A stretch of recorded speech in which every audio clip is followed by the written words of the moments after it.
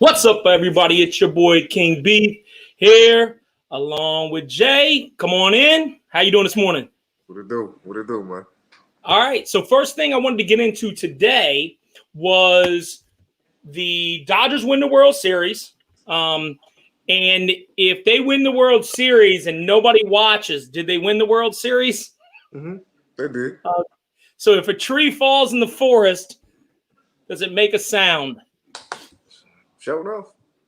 You know, I wonder, and I don't want to go down a rabbit hole here, and I know there's a lot of conservative pundits that say that it's the BLM movement on the courts and things like that have hurt the ratings, but it seems to me that the ratings have gone down across the board with baseball. When basketball was here, basketball, football hasn't done as well as I thought that it would do.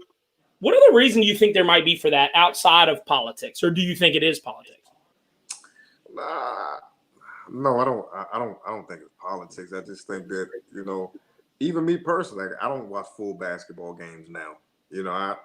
I may watch a quarter or something. I definitely don't watch baseball games. I mean, look how much baseball is covered, on like these sports shows and stuff like that. It's not covered at all. Not much. Mm-hmm. Yeah. So baseball is just.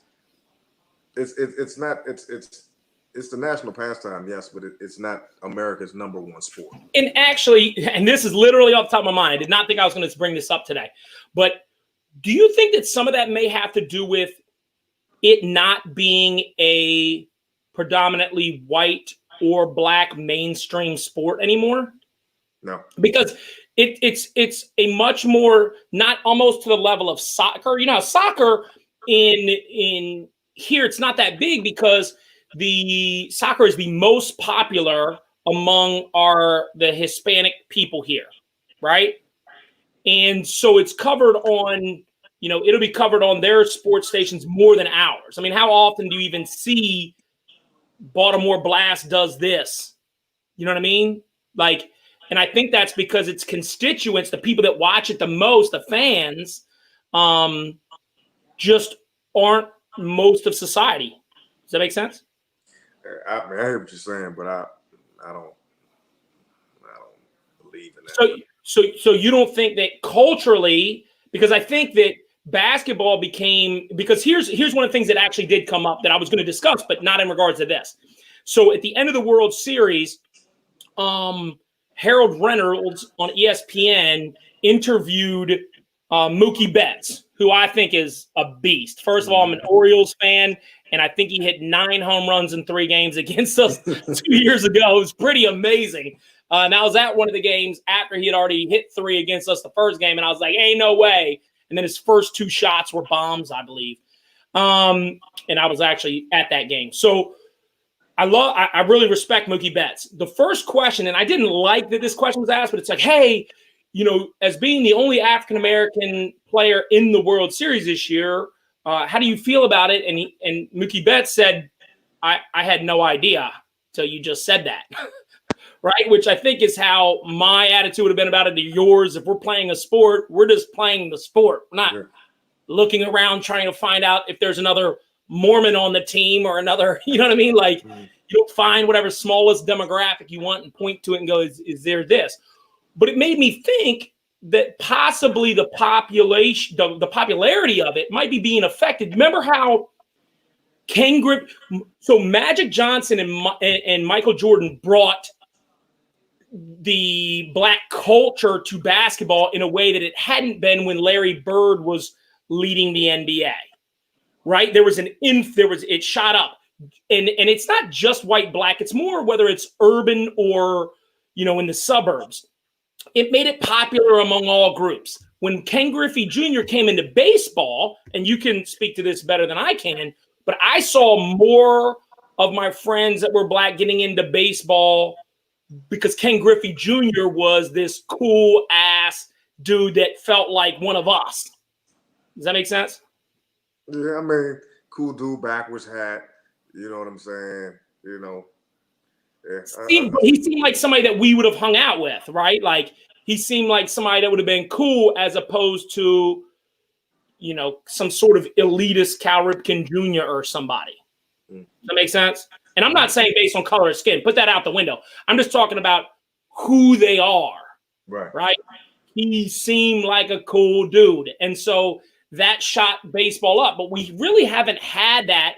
And I would say Barry Bonds did that to some level too. I mean, I was a big Bonds fan. Mm-hmm. Again, backwards hat, earrings, had swag, you know. And some of that might be missing from the game. And so I think culturally that hurts the game some too. I mean, there's a lot of fiery, you know, if you watch any sports, a lot of, you know, Dominicans are very passionate. And they're great baseball players, and they have such a funnel there that I think it's more popular in the community of the Hispanic community. And so I just wonder if that's hurting the ratings just because there's not a draw. Now, me and you, we're huge sports fans. We're going to watch anything. Right. But we know that me and you, again, we're going to watch, right? But the average fan, you know, I wonder if there's just not a draw to it because there's no, you know, in basketball, there's LeBron, but LeBron has become so polarizing. A lot of people go, right? Whereas Kobe was polarizing, but everybody wanted to watch. Yeah, right? I think also you have to look at it like this. Like when it comes to like basketball, you know, even if you don't like them, there's like main superstars that everybody likes and they win. You know what I'm saying? You can't look at baseball. Like, who's the best player in baseball? People say Mike Trout. He ain't never won nothing. You understand what I'm saying? So there's not really one person to look at and be like, that guy right there, you know, is the end all be all when it comes to baseball. I think that the stars are not as recognizable now as they were even 5 to 10 years ago. You understand what I'm saying? So So you're saying it's a little bit the real superstars kind of watered down when you have like 20 good solid players as opposed to the Mike Trout who is, you know, you know, very possible. I just thought it was fascinating as my mind was kind of wrapping itself around. You know, I didn't love the question that Harold Reynolds presented because I don't think anybody that watched the game, unless you were a stone cold racist, looked at it and was like, is he the only black guy on the field? Yeah. And it's funny to me because for whatever reason, and again, we're not going to segue into politics here, and we actually have two different points that there's some interlap a little bit, but when you have a lot of black people in the Dominican, right? They're not African American, but they're black, right? And so when we see a field, even if you were, you know, your eyes went to colors, you would still see a lot of different people out there, you know? And in the Hispanic environment, you have really, really dark skinned Dominicans. And actually one of my best friends down here in Georgia is a very, very light skinned, probably more pale than I am, Dominican. Mm-hmm. So, you know, there's everybody out there, I think, to point that out. And I thought Mookie Betts gave the greatest answer. He said, I had no idea. Right. Yeah, to me, that means he's not racist. And actually, what his answer to the question, which I think is a fine question in terms of where Harold Reynolds was going to go with it, was, hey, can we build this sport up in the African-American community? The answer that Mookie Betts gave was, well, we have to start giving back to the community, and that's what I try to focus on. So big shouts to Mookie Betts. I thought that was a great answer to a leading political question where he just said, I do my part. I need to do more, focused on which I think is important. More people need to focus on what they're doing than begging some community somewhere to do some mythical person to put up their time and money. You go ahead and start with yourself. So what I want to do now is I'm going to bring this discussion on. We'll do commentary piece by piece so that hopefully they don't, you know, copyright ding me for this. But I'm going to bring up the discussion between Keyshawn Johnson and Jay Will. And here's what's funny about this before we even get into it is that I think it's important. I think there's certain people who, because they believe a political way. Now, me and you, we off record talk about politics and stuff. And there's stuff we agree with. There's stuff we disagree with. There's people we like, people we don't like. but neither of us lets our political opinion shape our sports opinion. We discuss the thoughts about it, but we have our own opinions based on what me and I believe through my time and what you believe through your time, right? And I think some people, especially on ESPN, the broadcasters, sometimes they don't know how to react because they're scared, you know as well as I do, that you can get canceled like that, right? Though a political side, you didn't take the right political leaning, so now we're gonna, and in this discussion, as we watch it, I tend to agree with Keyshawn Johnson more, but we're gonna have this discussion, and it actually had to do with what me and you talked about off camera the other day or yesterday, about the coronavirus in general. So let me go ahead and get this started, and we'll kind of chop it up, and then I'll get your opinions on it. This is not me hating on Justin Turner. I think he's incredible. And Sorry, and I should have prefaced it with this for anybody that missed this. So what happened was Justin Turner popped positive for COVID, okay? So what they did was they did not let him play, and they isolated him away from the team. But he was still at the game. So they isolated him away from the team. He had a mask on. When they win, he basically comes out of – that's good. I should know this, but I don't even know. Maybe the outfield or wherever they had put him at by himself. He comes and he celebrates with the team. Nobody from the team avoids him. They embrace him. The media hates it. They say this guy has COVID. Now, me and you both know, statistically speaking, all these healthy guys, it will kill none of them. It won't even probably get them any sicker than, at the worst case scenario, maybe some oxygen and a CPAP or something.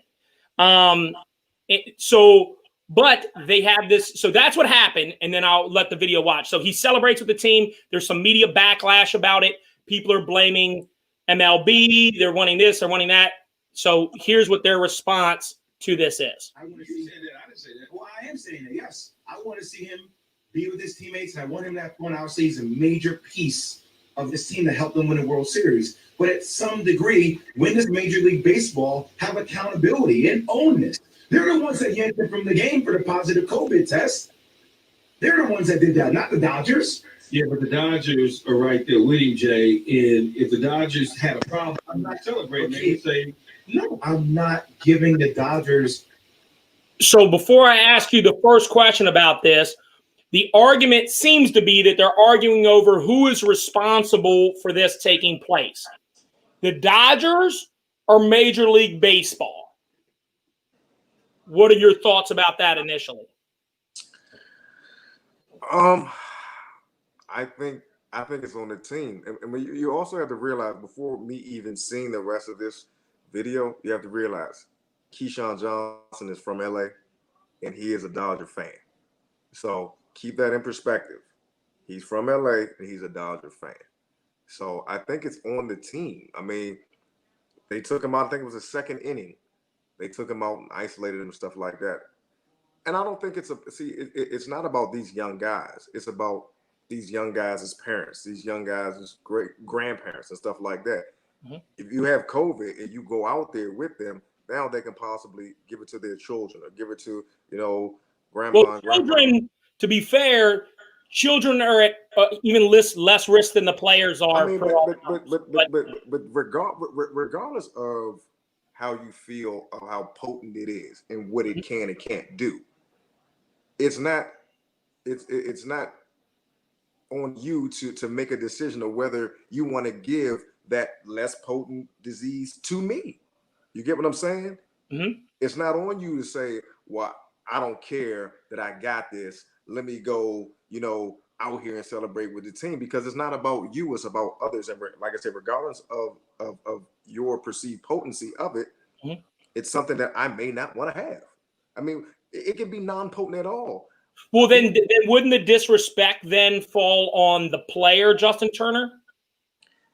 Once again, that's why I say that it's a Dodger issue. It's not a Major League Baseball issue. Major League Baseball took him out of the game for his positive test. Now, as an organization, you have to let him know, dude, you can't go out there. I don't care if they won or whatever. You have to stay. And they should have had somebody, the team should have had somebody stay back wherever he was with him and say, dude, you got to sit this one out. Point blank. Now, period. what if they would have done that and the players themselves would have went over to where he was? Well, you got to have him somewhere else. You got to have him. You got to have. So you're saying that the players don't have a right to celebrate with a player who's sick? So if he had the flu, and I'm willing, like if me and you were team, hold on, I got a question. If me and you were on a team, Jermaine, and you got diagnosed with COVID, right? You're asymptomatic. But regardless, symptomatic or asymptomatic, I mean, you're obviously at the field, so you're not having that many symptoms, but you're at the field. We win the championship. I want to come over and give you a hug. I'm not allowed to? No, that's the whole reason why they're doing this isolation of him. That's the reason why they're doing this. That's the reason why it seems to me that they should isolate because just in case any of the other people might not like that. But for me, right, if you won a championship and we feel like you played a big part in it, and I want to celebrate with you because you're my boy, I am a grown-up man. So now, and first of all, we'll get back. Let me go. We'll keep going through this, but it seems like Keyshawn is saying that it is actually on the Dodgers. Jay Will is saying it's on Major League Baseball. I'll take the third party. I think it's on the individuals.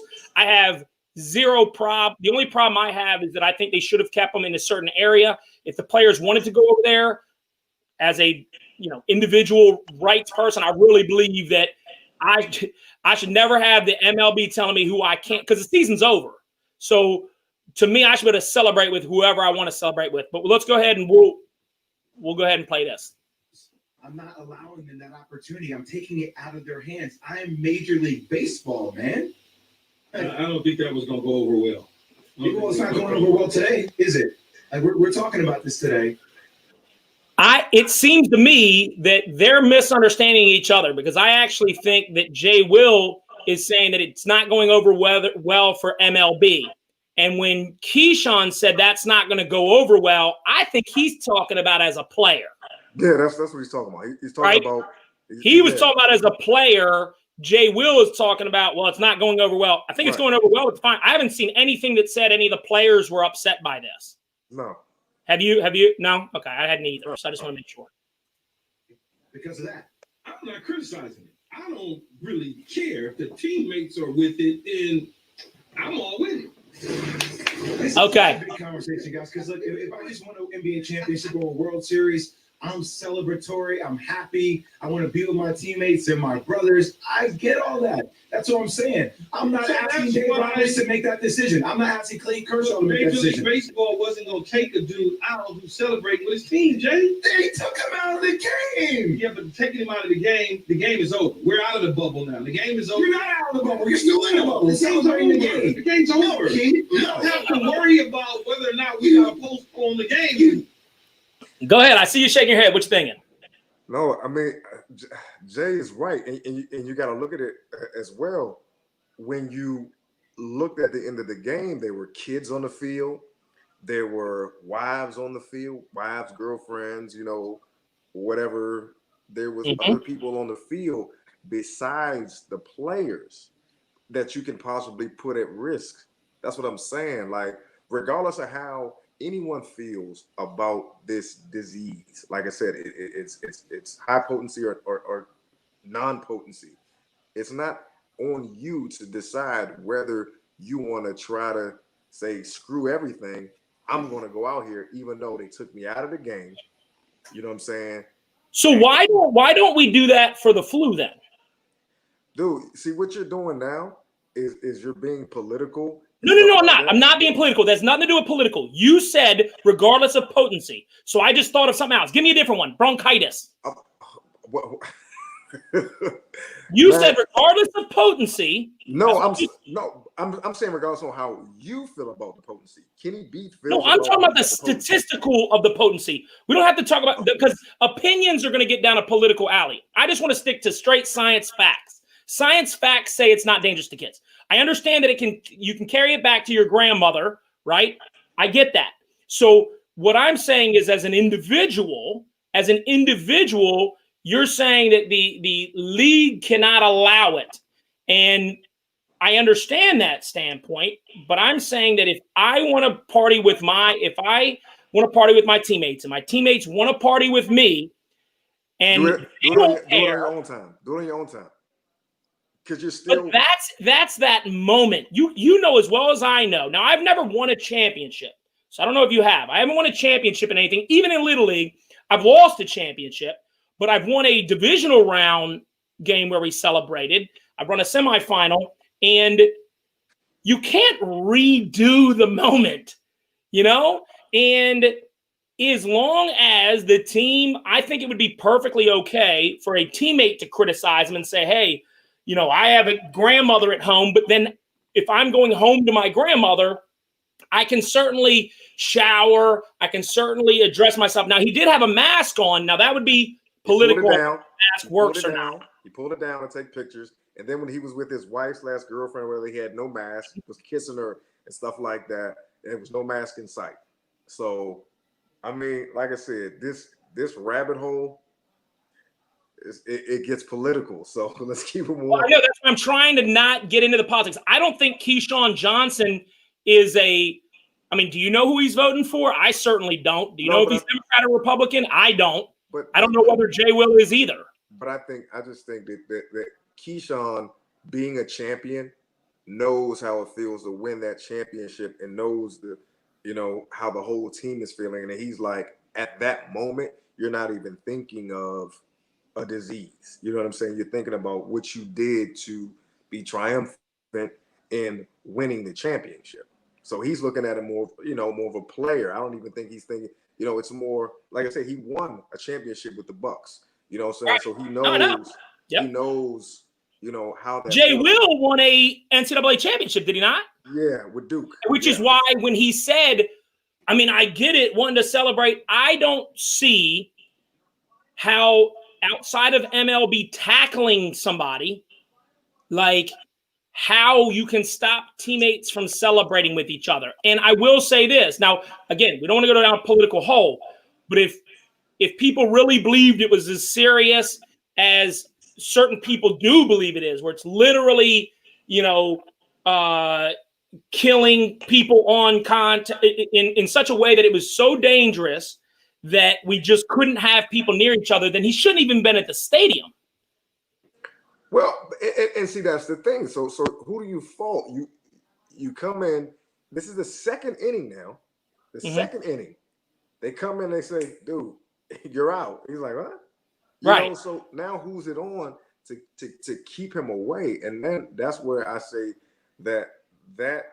And let's be real. Do you really think if he was in the dugout, he's in the dugout, they come to him, hey, buddy, you got COVID. You think at that point COVID woke up and crawled to the side? Like, to me, all those guys already should be, I mean, based on what the science has said, and then this will get political, but whoever's the political people in charge, they say, hey, you're supposed to quarantine for 13 days. None of these people should go home to their families. Right? Like I said, you're going to let them all go home, regardless of if let's say he doesn't celebrate with them. They come, they yank him out of the game. They say, hey, you got to go home. All those people should be quarantined anyways. Right? I mean, like I said, you're going. And not to go politics. I'm just saying, where do we draw that line at? Right? Because you would agree that all those people are supposed to quarantine, right? Yeah, I mean, like I said, man, I totally agree with you. But at the end of the day, it wasn't handled properly, and people are going to talk about it. Whatever side you're on, you're going to talk about it. So you're making a great momentous event turn into something else. So right. All right. Let's see the end of it. See if they got any good closing arguments. Here we go. We're talking about it today, and it will be a conversation that will happen through all media. I'm not saying that it's not going to be a conversation that needs to be had. I'm not saying that. What I am saying simply is that Major League Baseball is not going to take him off the field from celebrating teammates when the season is over and nothing else is left to jeopardize. There's nothing to jeopardize with Major League Baseball. People's health. They don't care at that moment about that. Think about that. They don't care about people's health. I'm telling you, at that moment, And I they don't were care not what the going to ratings are remove. saying. The They're lack of not gonna- containment of it. They're not going to remove him from celebrating. You just okay. They're not going to remove him from Oh. celebrating. That's why they didn't do So anything. move from the And the only thing I want to say on this is, you agree that they were never really gonna, like, no one's gonna come on the field and like forcefully remove him, right? Yeah, I mean, but that should have happened. Like, he should have been away. You know what I'm saying? Like, away. I don't know where in the stadium, but away. And they should have made sure that he was not able to leave whatever area he was in. Hence the reason for taking him out of the game. But if, I guess my misunderstanding is because what Jay Will said, and this is where I do believe that I could tell you his political affiliation, because I think Keyshawn's talking about it from an athlete standpoint. He is. I think Jay Will is talking about it from a political standpoint. And the reason why I believe that each one is different here is because what Jay Will is saying is he's saying they don't care about your health. But again, take politics out of it. Everyone knows that if me and you are in a group of 20 people and they come over and they say, hey, Kenny, come out of this group of 20 people. You have COVID. I've just interacted with all these 20 people. The idea that somehow, if I came back 10 minutes later and jumped up and down with everybody, that magically I would have given it to them, you and I both know there's no scientific evidence that would say that. Either I gave it to them or I didn't give it to him when we were all in a closely confined. I'm sure you've been in a dugout. Did you ever play baseball in Little League? Okay. Play for Gork, man. Oh, okay. And I played for Crofton. Yeah. So when you're in those dugouts, you're not 6 feet away from each other. So, in the second inning, and you've been in a whole series, right? You had a game 2 nights before. So to me, if we take politics all the way out, we're just talking about health, right? This guy, let's act like this guy has severe bronchitis and it's contagious.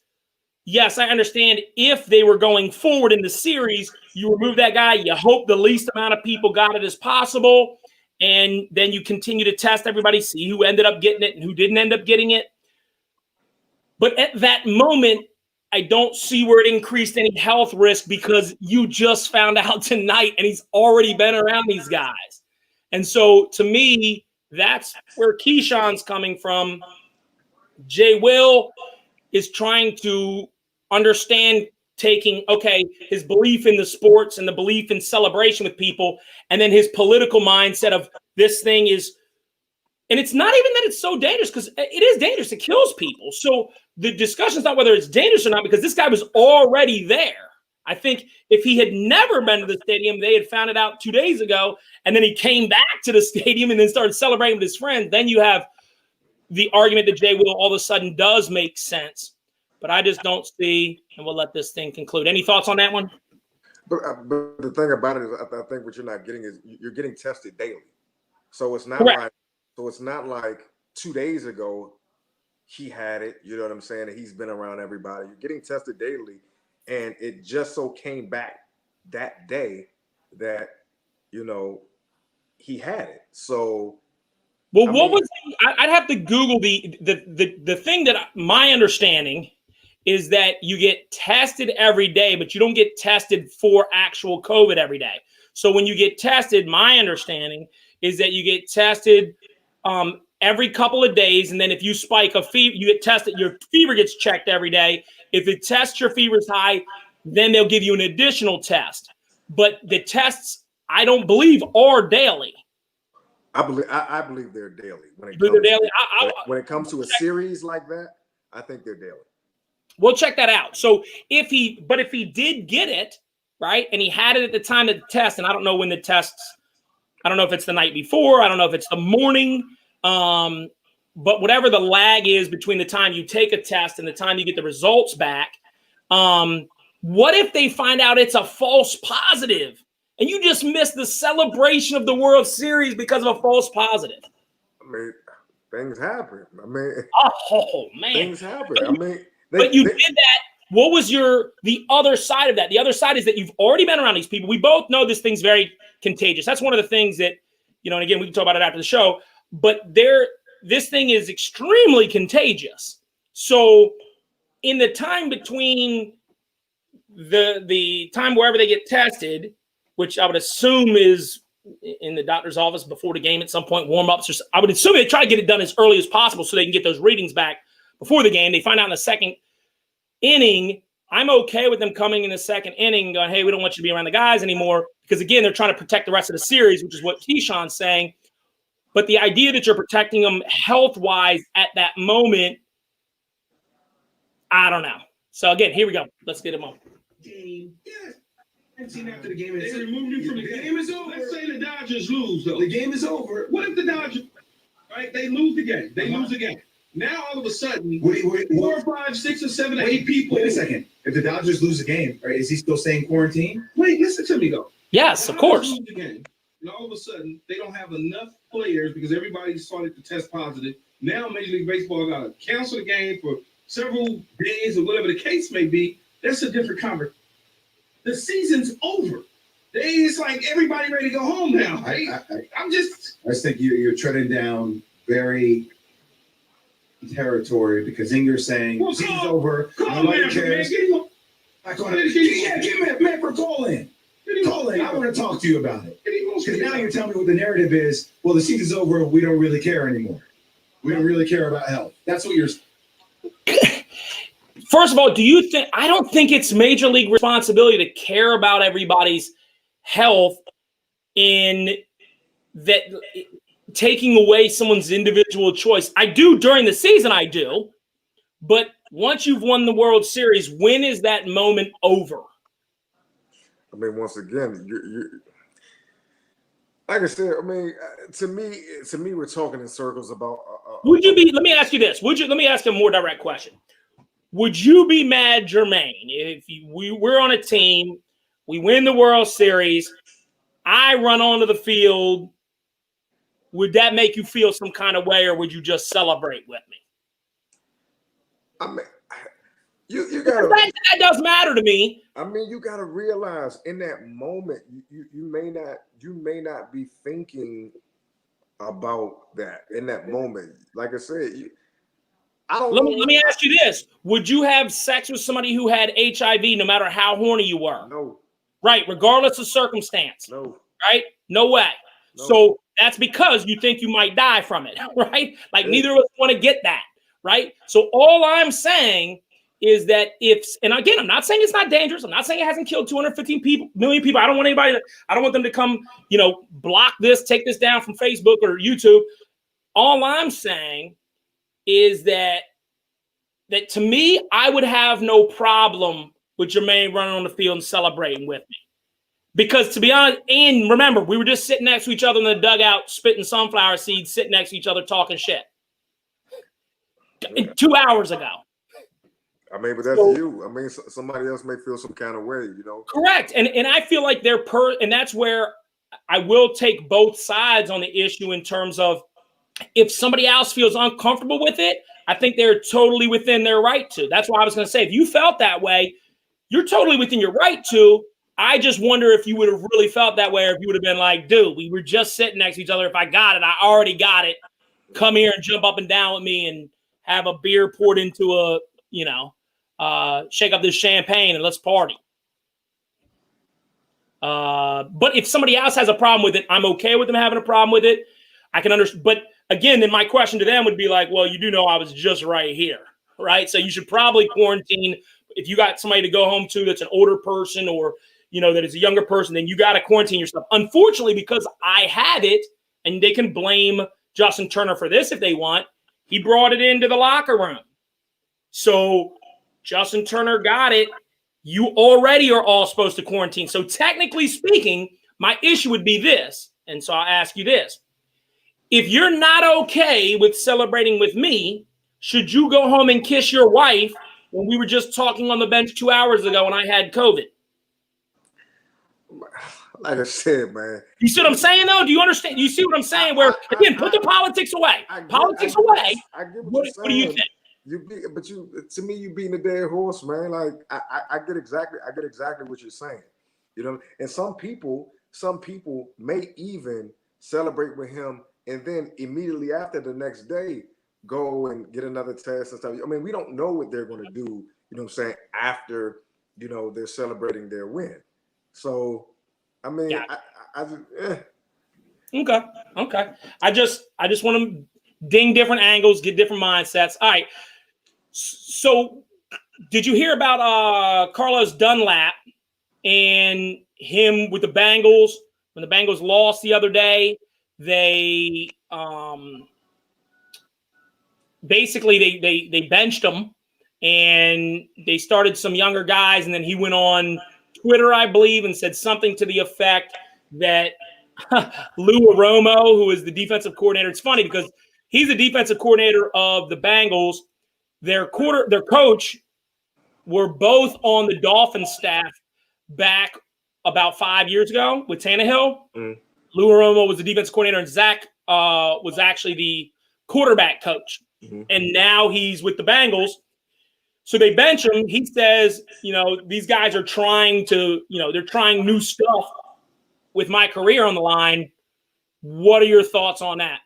First of all, Carlos Dunlap hasn't been good in a long time. Like, I mean, coming out of Florida, he was a good DN, but Carlos Dunlap hasn't been good in a long time. So, and their defense hasn't been good. So I don't even know what he's talking about right now. Like, what career? Like the only people that keeps wanting them is the Bengals. Like, I mean, what's his stats over the last 5 years? Whoa. Breaking news. You got to love the King True Show. We on it. He literally just got traded. Good. Hopefully 36 minutes ago, and he's going to the Seattle Seahawks. Why would they? I mean, they need pass rush help, but I mean, come on, man. Like, wow, that was quick from the time that I set the show and put that in there to. I mean, he talked himself into a contender. Congratulations. Got to give him that. I mean now they also just picked up. Seems like Seattle's going all in here. What they need help on the line. What was the guy they just picked up from Minnesota? Right? Didn't they just pick up? No. Baltimore picked up. Oh, Baltimore got him. You're right. Baltimore got him. Yep. And they got to do something. Their defense is still 32nd, I believe. Is that correct? Seattle's? Oh, yeah. Well, definitely. It looks like Dunlap had a good season in 2015 with 13 and a half sacks. Next year, 16, 8 sacks, 17, 7 and a half, 18, 8 sacks. Last year, 9 sacks. This year, 1 sack. Carlos Dunlap. Right. But, and he's saying that it's because of the amount of time that they're pulling them and playing games with them. So, I mean, we'll see. Seattle needs pass rush. Seattle needs run stuffing. They need everything on the defensive side of the ball. I wonder if he's going to end up taking the place of, because I don't know if you've seen what they've been doing. They've been having, is it Shaq Griffin that's missing the hand? That's Shaquem, yeah. Shaquem. So they got him coming off the edge in pass rushing situations because they're just not getting enough up front. So he's basically a standing linebacker. So I wonder if they're gonna keep them both on the field, or if they're gonna go with a bigger linebacker for run blocking and then have Dunlap coming off the edge so that he can help. You know what I mean? So they can get more pass rush off the defensive end position. Yeah. I think Dunlap will start. What'd you say? I think Dunlap will start. Like I said, they need any kind of boost they can get. Gotcha. A couple things just from last week before we get to this week. Standing wise, you got the NFC East, boy. Redskins end up the Cowboys are in complete disarray. So, this is not a Cowboys show. You're not a Cowboys fan. I'm not a Cowboys fan, but they are the story. So we're going to continue to hit on this story until until it stops being a story. But do they look to try to get a Ryan Fitzpatrick? What do they do? Or do they just say, let's dumpster fire this thing? I mean, what do they do? Well, you have people, not naming any names, that predicted them to make the playoffs, that they could possibly go to the NFC Championship game. And now they're predicting them not to win any more games and to try to get Trevor. Well, for the record, this is the King True Show, so we name drop like hell on here. Yeah, Who was out there spouting?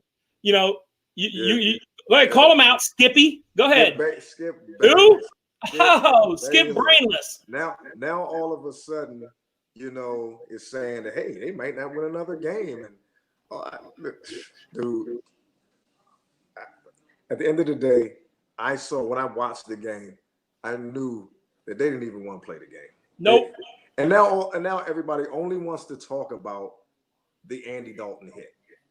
Before that even happened, do you know that the only receiver that caught a pass in that game was Amari Cooper? That's it. Only receiver to catch a pass At that point? in the whole game. Oh, wow. No, I In did the not. whole game. Right. That's why I have you on here, man. Yeah, so what was going on for the first 3 quarters? And as I told you before, they weren't winning with Dak. They weren't winning with Andy Dalton. Well, he did come back against New York. Well, but but he made 2 throws. yeah, but I mean they were terrible against the Cardinals, and they were terrible against Washington. Man, come on, man. Like, let's be serious for a second. You traded Everson Griffin.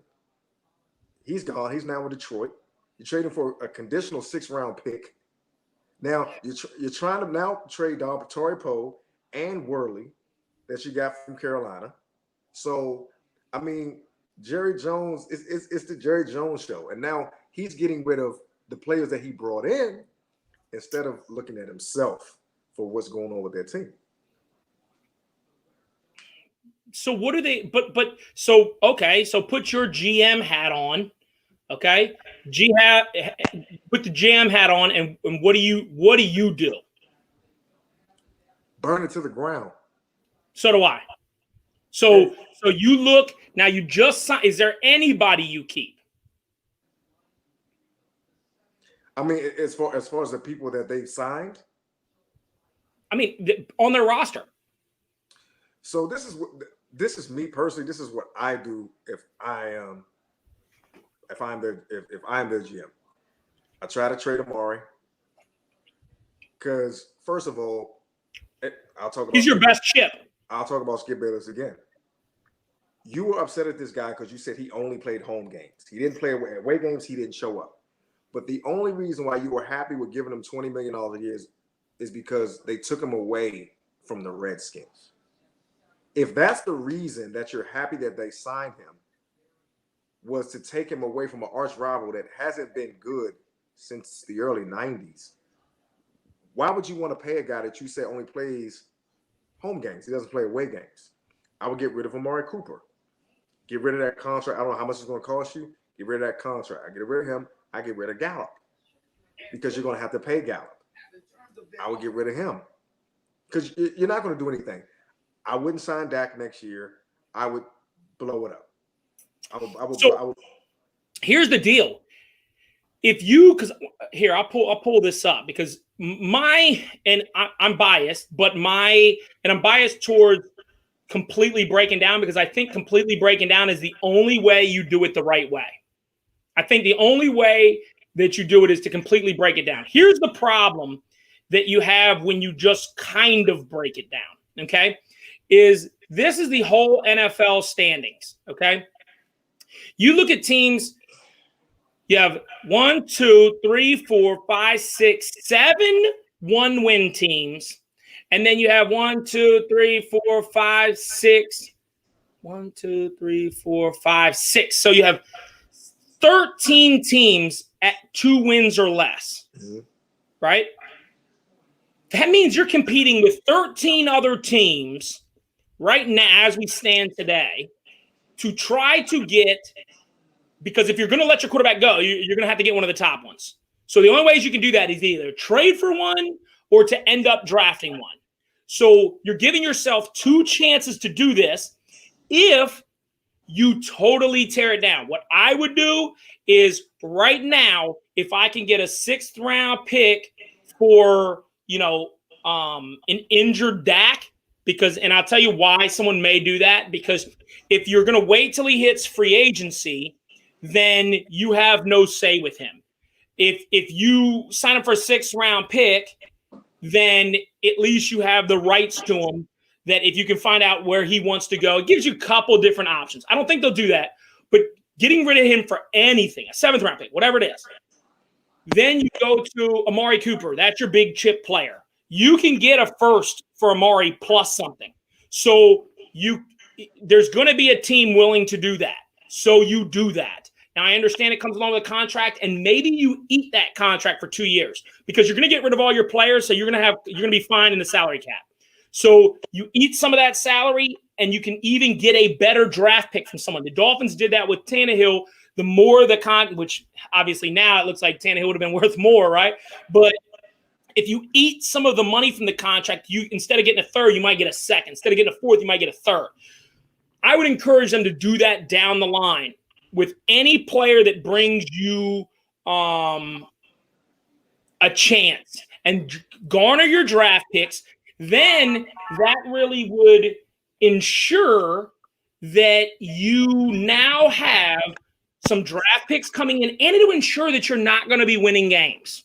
Because me and you both agree that their coach is not the coach that's going to win games without talent, right? We've had that discussion before. So if you just donkey off all your players, as many as you can get, as many draft picks, same way the Dolphins did it, square that thing down, then it's going to put you where you might be in the bottom 5, bottom 6 teams. That way, if you do have to trade up, now you have some equity that you can use to trade up, or you can wait till next year, because the reality is whoever the first 2 picks are is likely going to be 2 picks to take quarterbacks.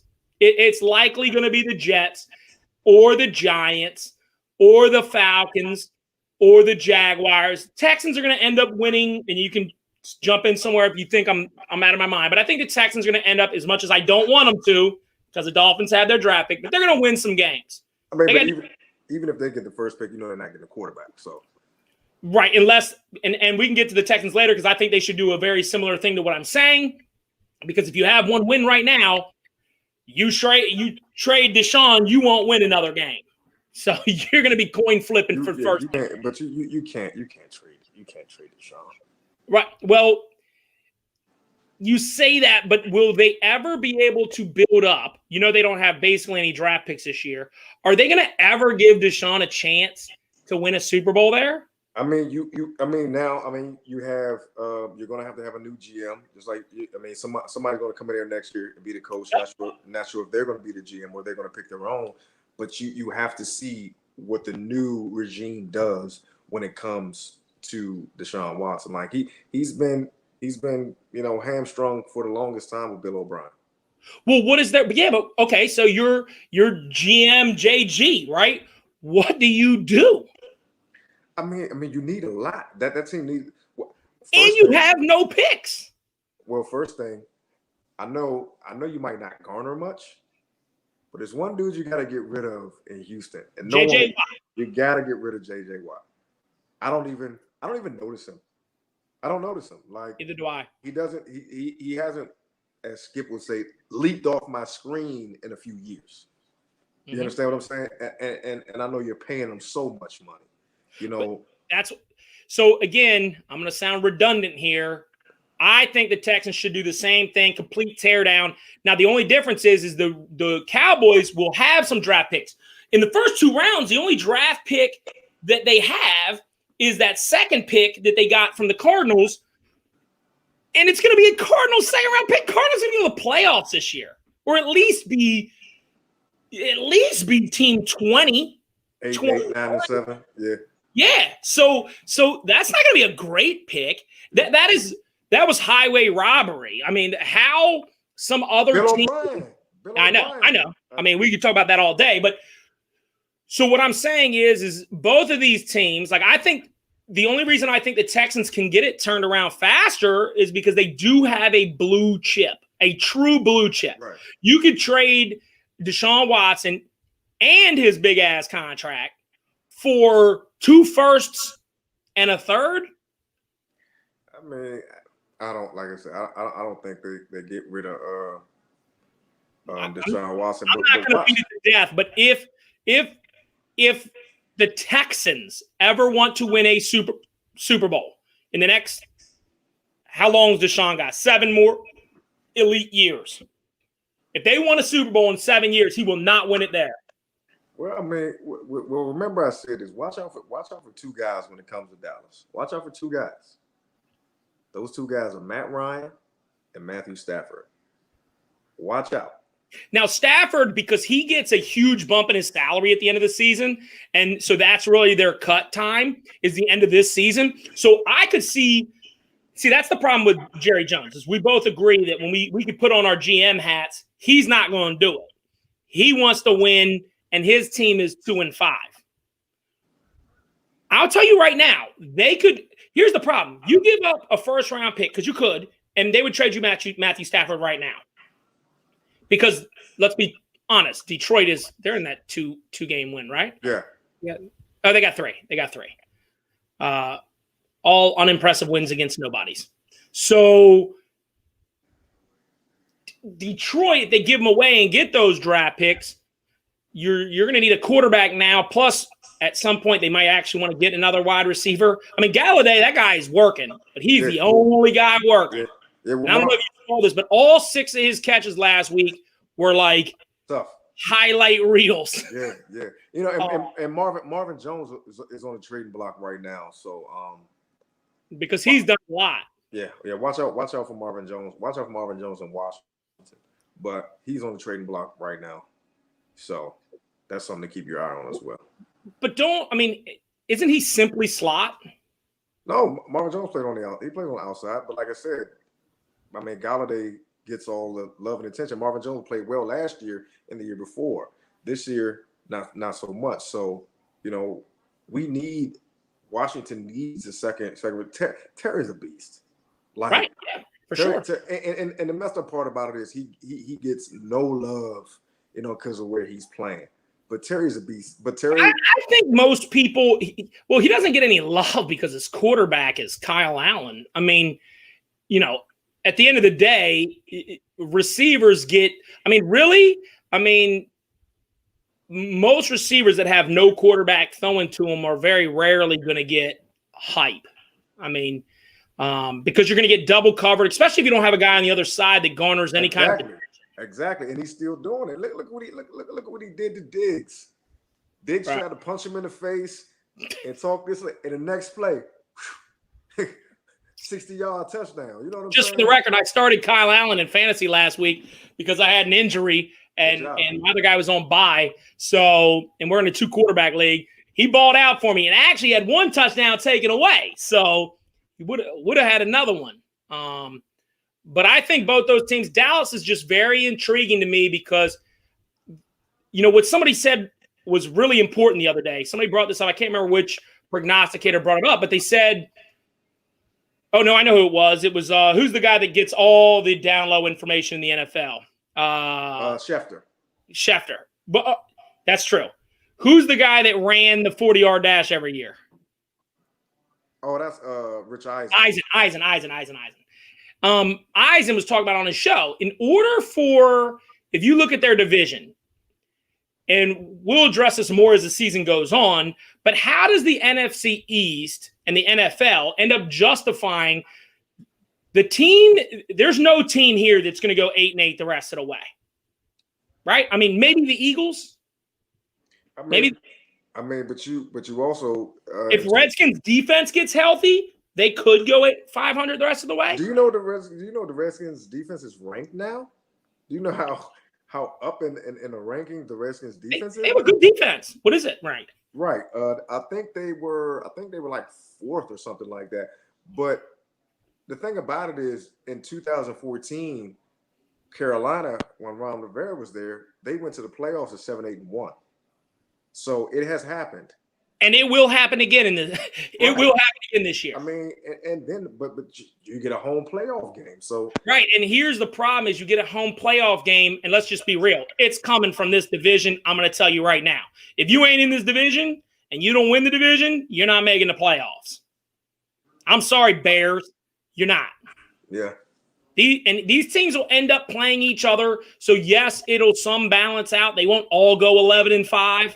Okay, but you will have a 10-6 team in this division, or definitely in the NFC. You will have a 10-6 team that will not make the playoffs because there will be a team, and in my opinion, they will go 6-8-1. Hold on, no, 7-8. Yeah, 7-8-1. Philly. And to go 7-8-1, right? They've got to go 5-4. So is that even going to happen? They're probably going to go, they got a hard road because remember, since they won a division last year, they have to play each division winner.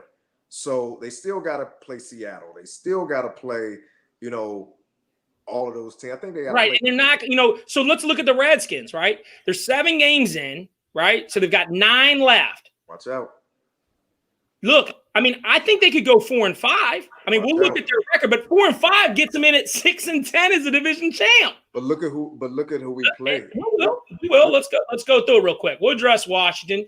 And so let me go ahead and I'm gonna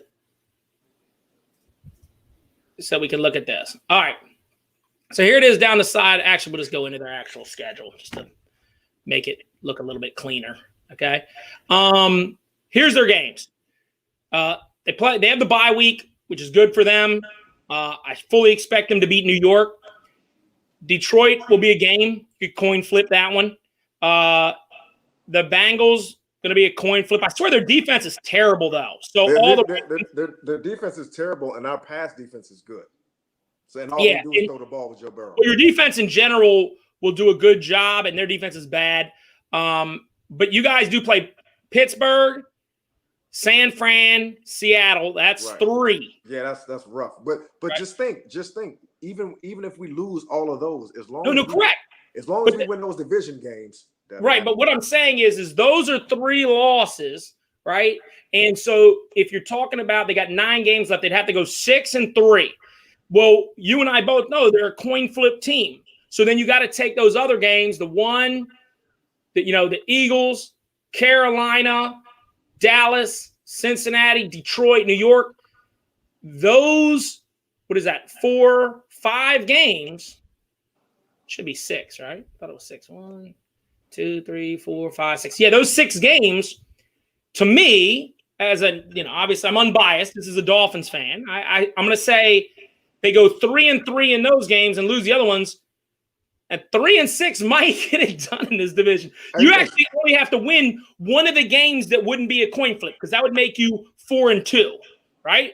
You go 4-2 over those 6, and you lose the 3 that, I'm going to be honest with you. I don't think they got a swinging ding-a-ling chance. Now, again, any given Sunday, I get it. But Pittsburgh, San Fran, and Seattle, that's a tough road to hoe. I mean, I'm not sure where they win one there.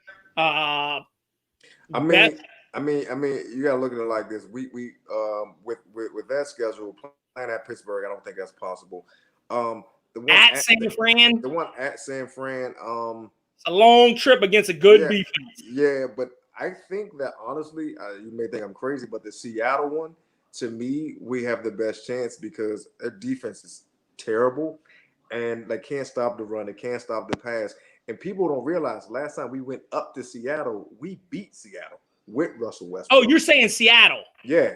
No, Seattle's the best chance. I thought you were saying San Fran. I was like, no. I agree. We beat Seattle in Seattle. The best chance you have in those 3 games, in my opinion, the best chance is Seattle. They got to come cross country. Right. They got to play. Their defense is trash. Right. Your guys' defense is good. So if you can keep it to a low-scoring game, Russell Wilson, even though he's my favorite, he does make some mistakes because I think that comes from the fact his defense is not getting stops. So he feels like he's got to score on every possession. Too much pressure.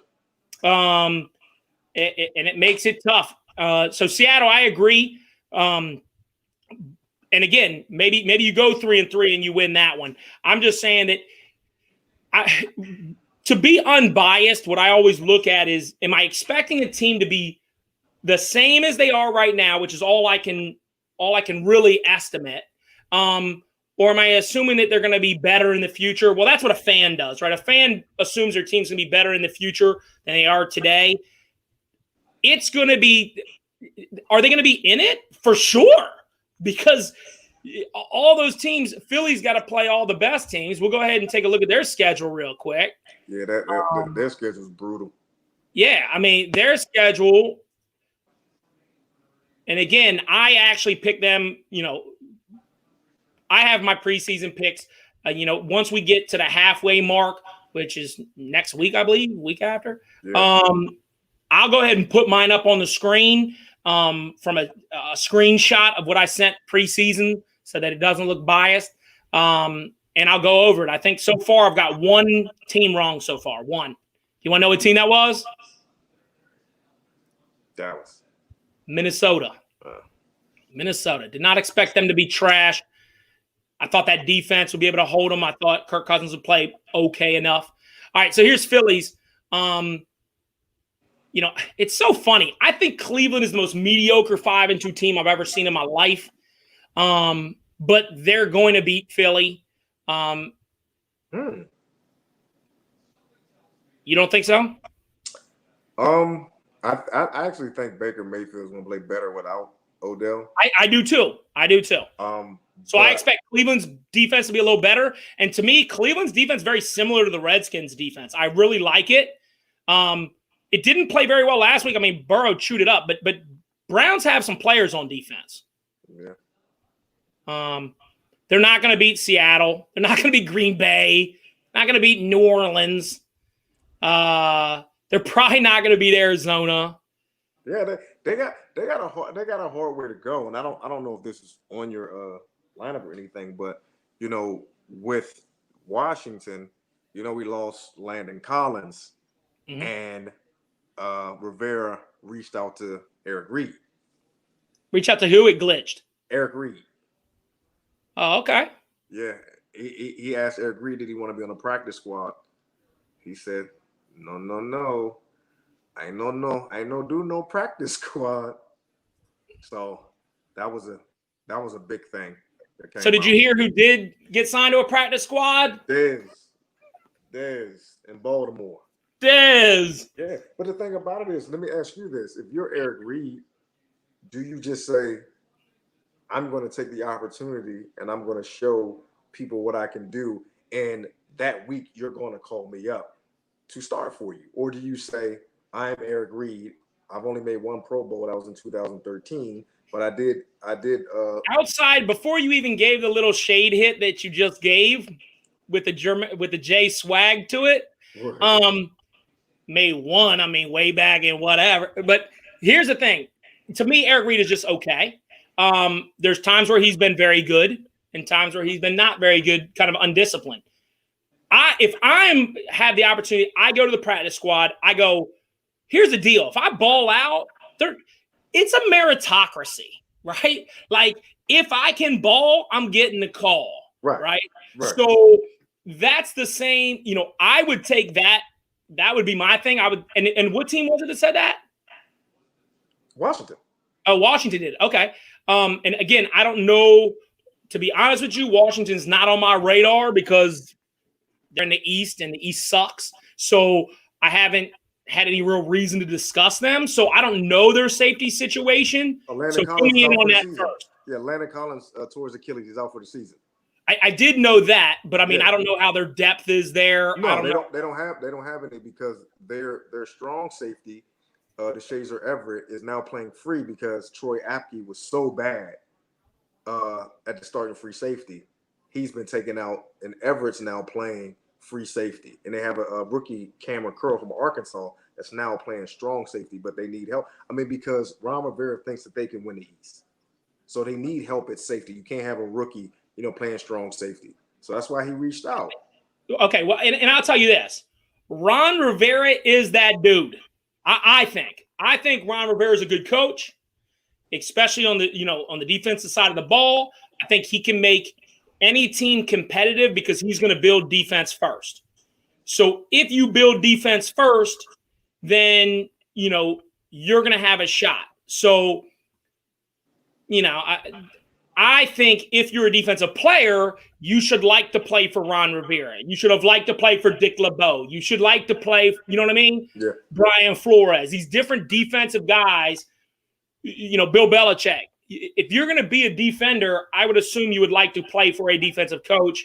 And then you've got to go with a guy that's got the track record that he has to say, hey, if I can get on the practice squad, if I ball, he's definitely going to bring me in. Yeah, This is not Adam Gase. It's not I think that it's not a publicity thing for Ron Rivera to do this for Eric. Like, he thinks he can win. So Eric Reid is the best strong safety. We're not talking about Earl Thomas, who's a free safety. He's the best strong safety on the street right now. Mm-hmm. So, well, I mean, a guy hasn't played, even though he like I said, he led them last year in tackles. He had the most tackles of any safety they've ever had in their for their organization last year. So he led them in that. But he hasn't played all season. So how do you just jump into, now I know AB might do that if he can get on the field from his problems. He may do that next week or the week after when he's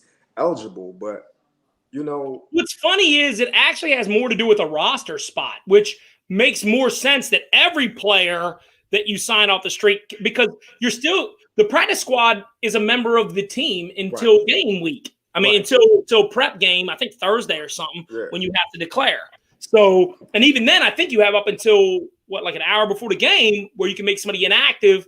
Might be a little bit longer before that because of COVID. They have different rules now, but you don't want to make somebody active and then have them not be able to play. Yeah. I mean, I just think he should have took the opportunity, you know what I'm saying, and said, hey, Well, he keeps sitting at home. He might want that opportunity. Let's go ahead and do scores and predictions since, I wanted to, get the thoughts on the Dodgers stuff that took a little long. So this week, obviously, tomorrow's game, Falcons and Panthers. Not sure that intrigues anybody on earth unless you're from Georgia or Carolina. But, and as we get into this one, maybe we talk about the Panthers a little bit. They've actually surprised me at 3-4. Yeah, I mean, and I think with Christian McCaffrey coming back, it's going to do nothing but help them out. Even though the backup running back that they had played well, he's still not. Now, they've activated him, but he's not going to play this week, right? No, they said he's going to play. Oh, they did say he's going to play. Yeah, he's going to play. There we go. That's kind of interesting. Yeah. Why not? Okay. All right. And then let me go ahead. So Carolina's -2.5. What do you do? Go with Carolina. You go with Carolina? I go with Carolina. Yeah, which goes horrible. Over/under's 50. I go over. I go over too. Falcons are the San Diego or LA Chargers of the NFC. They can't win a fourth quarter game, and I know San Diego won last, or LA won last week, so I don't want to poo-poo on them. But gosh dang, the Falcons have been in every game, and they've self-destructed in every game, maybe two. But they can't stop a nosebleed on defense. That is a sad fact. So unfortunately, I'd probably go Carolina too. I feel like it's going to be close, but gosh dang, the Falcons will find a way to screw it up. They'll be up 6 and they'll fumble in their own end zone or something. Hey. All right. So yeah, and I like the over too. I mean, 50 points, they can't stop anybody. Patriots Bills, man. 2 weeks ago, we'd have thought this is going to be a huge game, and it is, but for a completely different reason, right? Yeah. You agree this is the Patriots? Their shit can go downhill in a hurry here. But But you have to realize all the adversity they've had to go through this year with people opting out and stuff 9 like that. opt-outs, the highest number of opt-outs. Yeah, and you still got them same weapons that were poo-poo last year that Brady was complaining and bitching about. Still got. I mean, it's bad there. I don't know. I don't know what you do. Bills are only favored by 3.5. I think there's bettors out there who are going, Bill Belichick's, he's going to find his way to rear his head. I take the Bills, and I take them big. Oh, really? I don't want to piss on the fire at this point, but I'm just going to be honest with you. This is what Cam does. Before the season, when I spoke to people about Cam, I like Cam, and I think Cam can bring something to the table. The problem is, every year you look at his record, 7-9, 7-9, 7-9, 6-10, 6-10, 7-9, 15-1, 10-6, 8-8, 6-10. So you look at his cumulative numbers, he's under 500. And here we are again. So he's had two, that was just an atrocious last game he had. He got pulled. He doesn't seem to ever learn from his mistakes. He's just feast or famine. So, I think the Patriots, I think Bill Belichick has a very short leash for him. And I think the Bills roll here. And it's over under 42. I'm going to take the over with the Bills carrying most of it. What you got? Where they playing? Orchard Park, New York. Yeah, I mean, and you had last week. That's the biggest loss Bill Belichick's ever faced at Foxborough. At home, yep. Yeah. To a team that traveled across the country. Yeah. And they rolled you. I like New England to bounce back this week. Okay. Because But that's based solely on coaching, right? Because they don't have any players. Yeah. I think that Belichick wills them back this week because Josh Allen. And I agree that people are doing. I actually think that there's a lot of people that believe that way, and there's a part of me that thinks that way. But I just feel like that's why the spread is so low, and so that's why I'm gonna take the Bills. Yeah. All right, next game, Titans. So the Titans, in a hell of a game last week for anybody that saw it. I mean, they really. I don't want to say they should have beat Pittsburgh, but it should have gone to overtime. Right. I don't do this much because I do like them as a coach. Their coaching got the better of them there. You got down to the 25-yard line. You have Derrick Henry. Derrick Henry is like a pass. You could run it, and he could just bust it for a touchdown. So especially in the fourth quarter where I think he averages over 8 yards a carry or some number that is ludicrous. Nobody wants to tackle that guy in the fourth quarter. Nobody. So you give him the ball. You had a timeout, and instead you play action. And I get it. Everybody thinks you're going to run it. You play action. You get sacked, essentially. You run one more pass. Why? And then it was incomplete. And then you end up kicking on third down. When you use your one timeout, it's like you center the ball and then call timeout. To me, you run that on first down. Right. You run that on first down, and if he picks up 10, you hurry it up and clock it, or because your line's already together, or you can use your timeout if you needed it. You want to go one out route, do it. But to me, you run that ball, get yourself in an even better situation. And I'm not saying that would have made a difference. I think the field goal was like 47 and he missed it. Yeah. But it was. But it could have been 35, and it would have went in at 42. Right. Yeah, that's true. That's very, very true because it was fading. Yep. And he, to me, all things equal, you go into overtime there, all of a sudden you become the favorite because all the momentum's on your side. You've overcame all this stuff. Pittsburgh is trying to give the game away, it looks like. Ben was. All season, Tennessee has been the team that when you give them the chance to come back, they will come back. Yeah. And they're a team that is great with the lead. So once they get the lead, the idea that you're getting it back, because you may never even get a possession. We'll just run Derrick Henry down your throat and play action Ryan Tannehill. So I think they outcoach themselves there with Right. Pittsburgh. I mean, Right. as one of the better teams. Bengals, their defense is just – I felt so bad. I mean, how many game-winning drives did Burrow have last week? Yeah, that was crazy.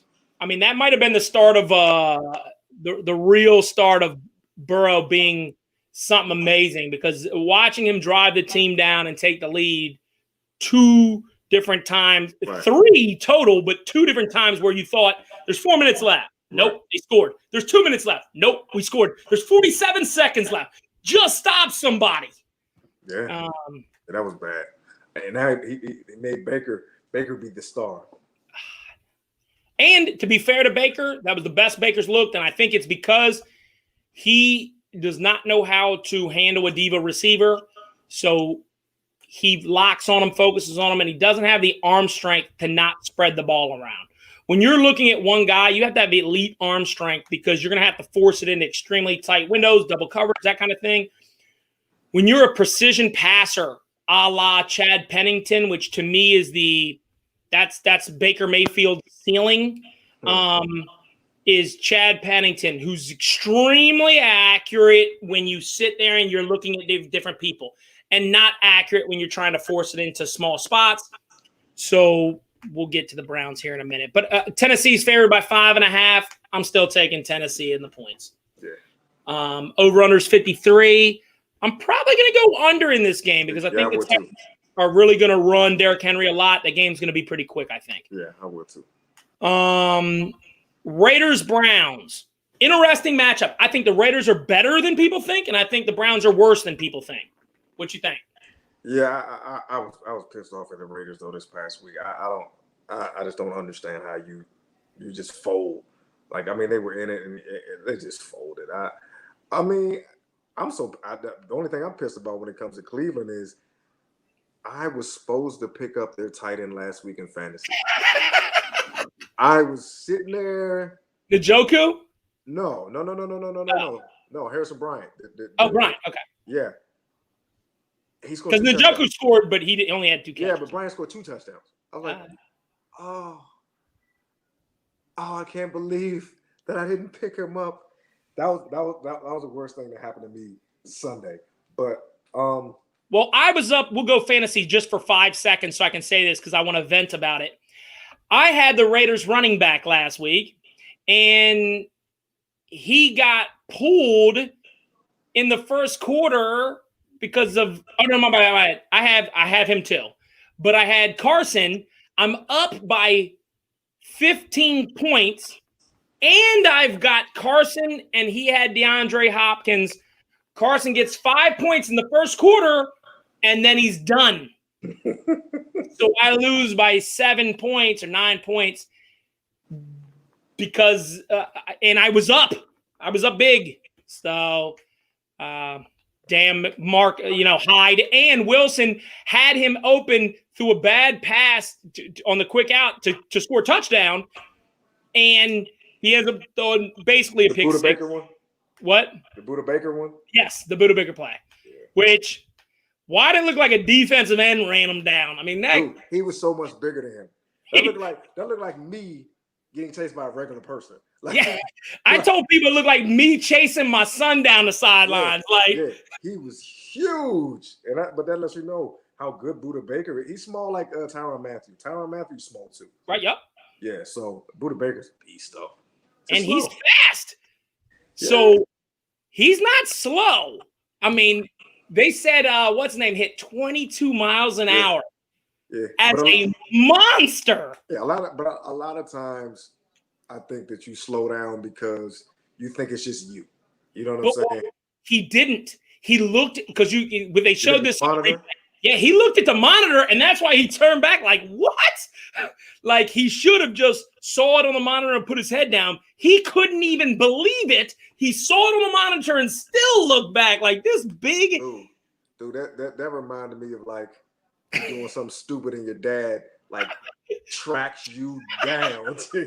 I remember one time I got jumped in middle school, and I was running, and I remember just feeling like I'm not getting away. These bigger people are hawking me down. But anyways, so back to it. We got Raiders, Browns. Browns favored by 2.5. I'm gonna go with the Raiders. Me too. I'm taking Raiders. Over under 52. I'm gonna go with the under. I'm going to under 2, but I was wrong last time when we had the same discussion where I start feeling like that's higher than I thought it would be. Uh-huh. So then my gambling side of my brain says it's overinflated, but I would think so that makes me actually go the opposite of what I would do, which is go over. But I just don't see it getting 52. I just can't. So instead of going with my gambling mindset, I'm going to go with my football mindset. I think it's going to be hard for them to get to 52. I'm going to take the Raiders in the under. And I hate to say this because I actually think Baker's a cool, whatever. He's got his own thing. I don't want to be a hater, but I think he's going to have not a great week this week. Even though I think he'll be better long-term without Odell, I think he's going to struggle because people are going to try to take away the tight ends, and he's just not very good at getting the ball to the receivers. He doesn't because, like I said, he has to be Chad Pennington's ceiling, but he's not nearly as accurate as Chad Pennington, so then he's going to have to look for big targets, and he's got the Ryan Fitzpatrick deal going there. Colts, Lions. Indy by 3. I'm trying to process in my mind if I even care. That's the first thing. You know what? It's funny you say that because this game is blah. It's like drinking lukewarm water with no lemon from Bowie, Maryland. It's like drinking Bowie water out the well, and you're just like, this is not quenching my thirst. I don't see I don't really see what happened to Indy's defense. Their defense was good. I mean, Darius Leonard has been out. I don't know if he'll be back for this game. I don't care. I pick somebody though. I'll pick the Colts. You said you'll pick the what? I'll pick the Colts. Yeah. Okay. I'm going to go the Colts as well. I think the line makers don't even like the game. The line is 3 and the over-under is 50. And the Colts are away, but I just feel like they just pick that line. Colts will win by a field goal. 50 points. Take the over, take the under. We don't care. Nobody cares about that game. Vikings, Packers. Vikings are interesting because they're another team there's some teams this year that just find ways to lose. You want to talk about a team that probably, like the Vikings right now could be 4-1. Instead, they're 1-5. And they're playing the Packers. And that just leads me to believe they're going to lose again. I think it's a possibility the Vikings give up. Yeah, like I said, you're playing against, to me, the GOAT. So, he kills them. So, Hold on. Tom Brady plays for who? No, I'm sorry. I need 17 years. We'll have to. You know what we should do is we should wait till they play. They play. Shoot, they did play each other. That's right. And that's right. I got you. I got you for a second. You almost thought I didn't think they played. No, it's all good. Gotcha. Wheeled you in a little bit. Got him. All right. So you're going to take Packers in the points. They're favored by 6.5. Oh, yeah. Yeah. I'll take them by 16. Yeah. I'm going to take them too. You're going to take the over 52.5? Yes. Yeah, me too. Jets, Chiefs. Holy shit. The Chiefs are favored by 20. Are they? I'll take the Jets. I'm taking Chiefs and the points. I'm going to take the Jets, man. Chiefs and the points. Look, the funny thing is the over-under is only 48.5 in a game where the spread is 19.5. I'll take the Jets and the over. And I'm going to take Kansas City, and I got to take the over because you're not going to win by 20 and not reach that point limit, even though the Jets can't score, so that's why that's that way.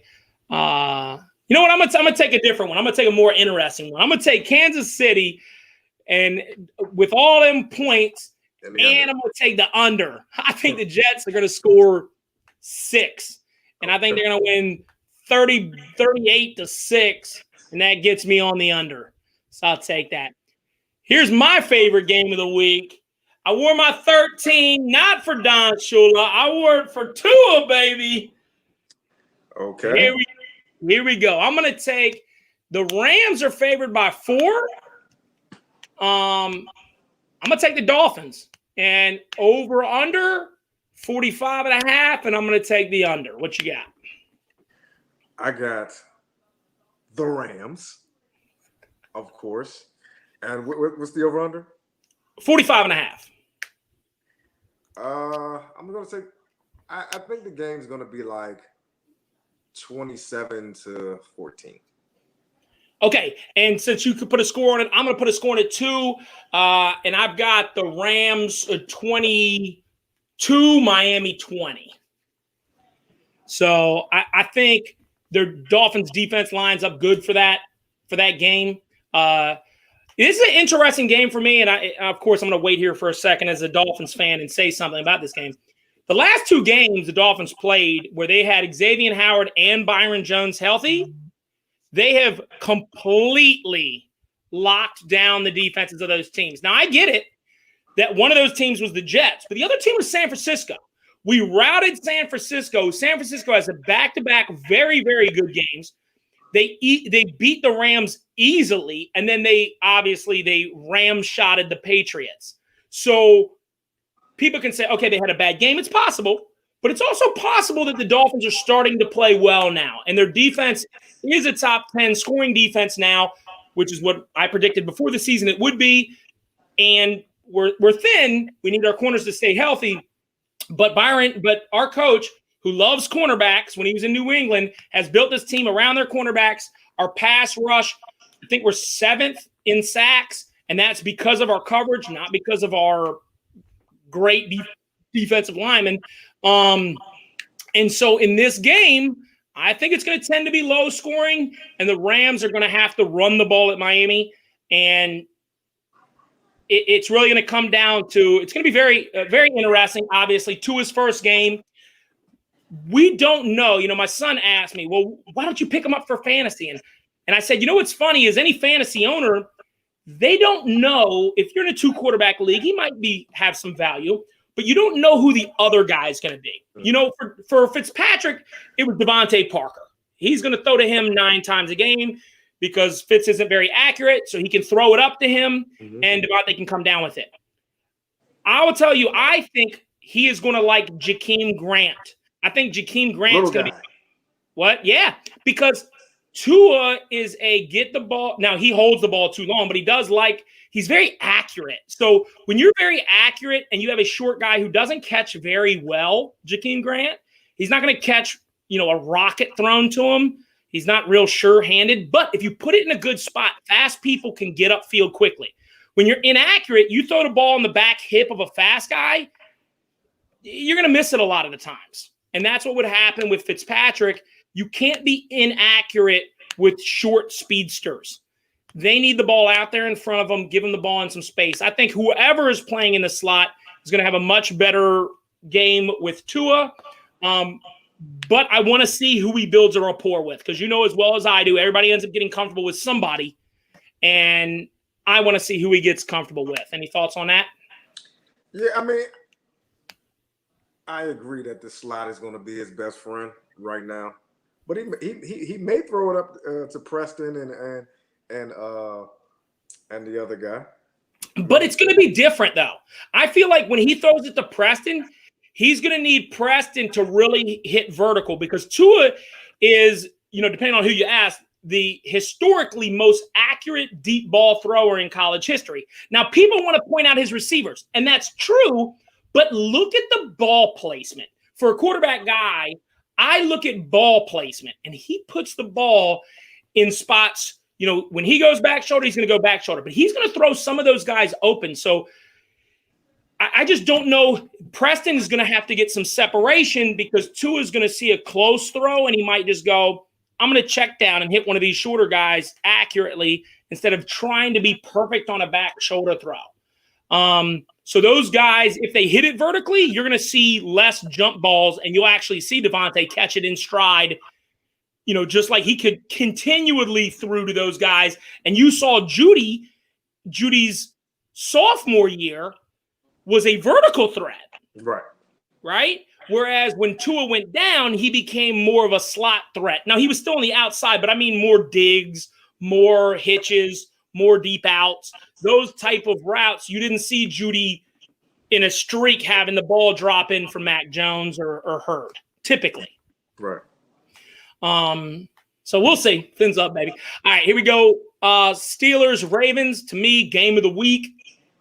I love this game. Like, I don't like either of these teams. I'm not going to lie. I cannot stand the Ravens, being from Baltimore, and they came after I was already a Dolphins fan. And you know as well as I do, all the people that jumped ship there, when we were kids, you were not allowed to switch teams. So when people switch teams, I had some bitterness about that, right? I'm sure you call out Ravens fans, right? You had one option when we were kids. You were either a Redskin fan or not a Redskin fan. Right. Since my dad was a Dolphins fan, whenever I did see him, he was a Dolphins fan. And so for me, I became a Dolphins fan. As you know, been a Dolphins fan as long as we've known each other, right? Before the Ravens even came into town. Ravens came into town. If I would have switched teams, Jermaine would have said what? Yeah, what? You can't do that, man. You can't do that, right? I've been sticking with the Skins for all this time. So right, I'm not going to put the person's last name, but there's a TJ that I know that there was a huge Kansas City Chiefs fan, and then when the Ravens came, he was like, skirt. Right. And again, I get it. Baltimore was closer to where we were from, but for us, for me and him, but it is what it is. Can't stand Ravens fans. I listen to the sports shows, and I feel like they never know what they're talking about. Even though I don't like the Redskins, I believe that their fan base is a little bit more football. If I had to say who's the more educated fan base, I would say the Redskins fan base. And again, I don't have a dog in the fight there. I don't like the Redskins either. But, because obviously I don't like the Redskins because when the Dolphins used to lose, I'd come into school. First thing I'd hear from everybody that, like yourself, be like, yeah, Fins suck. Marino's a joke. He never going to win nothing, which he didn't. But different story for a different day. So Steelers, Ravens favored by 3.5. What you got? I like the Steelers, man. I love their defense, and I love them getting out in front of the Ravens and trying to make Lamar Jackson throw the ball. That's what I would do. Make him throw. Oh, yeah. And I think that if you ask Ravens fans, he's the best thrower in the NFL. Well, that's why you said the Redskins fans are the more educated fans. Right. He doesn't play well from behind. So if we can, I think Pittsburgh's defense is better. I think their offense is better. So do you think it's going to affect, obviously, losing such a good middle linebacker the week before you play a guy that would have made it? In my opinion, the Steelers would have probably been favored in this game. Right now, Baltimore's favored by 3.5. I think Pittsburgh would have been favored had they had their middle linebacker because he's so fast, not faster than Lamar, but at least if they do a spy, right, he would have been, I don't even know who is their replacement there. Do you know? Guy number 41. I forget what his name is, but yeah, that hurts, and it also hurts. The game plan has to be keep contained. Because you got great pass rushers, Bud Dupree, and you got T.J. Watt, and they're going to want to get after the quarterback, and you're going to have to make sure that they can keep contained and not let Lamar outside of the pocket. So I think that'll be difficult. And with Devin Bush getting hurt, he could have helped, if they did lose contain, helping in that aspect. But I just like Pittsburgh to start fast with them and make them play from behind, and I don't. So is the guy's name Vince Williams, or is it Robert Spilinity? Yeah, he's a white guy. Oh, okay. Yeah. So yeah, I mean, man, I really like Pittsburgh's defense. Even with Devin Bush hurt, I still like this defense. I mean, right. Minkah Fitzpatrick is a beast. Right. no comment on that one from my team side. But Terrell Edmonds is a solid player. Joe Hayden's a solid player. Bud Dupree. I mean, T.J. Watt, Cameron Haywood, Stephen Tuitt. I mean, these guys can ball. And Pittsburgh's offense is looking – well, it was for the first 3 quarters of last week. I do think their offense isn't as smooth as it was. Like, I think they're still – not saying Claypool can't become that guy, but Juju did not become the guy that I thought he would be. Juju is not an alpha 1 receiver. Right. They don't have an alpha 1 here. And I think Ben likes an alpha 1 because when Antonio Brown was there, he extends plays because he's the size of the guy that held the trucks at the Maryland State Fair, right? The big dude. Mm-hmm. That's Ben Roethlisberger, right? Like, he takes a couple of hits, waits too long with the ball, and then chucks it a mile to, a guy that has ran himself open. And it doesn't seem like they're doing that. It seems like they're doing more short passes, sending guys in motion, getting the ball out to them. Did they switch offensive coordinators, or why do you think that is? Have you seen that as well? I mean, I don't think Haley's not there anymore, is he? Todd Haley's not there anymore.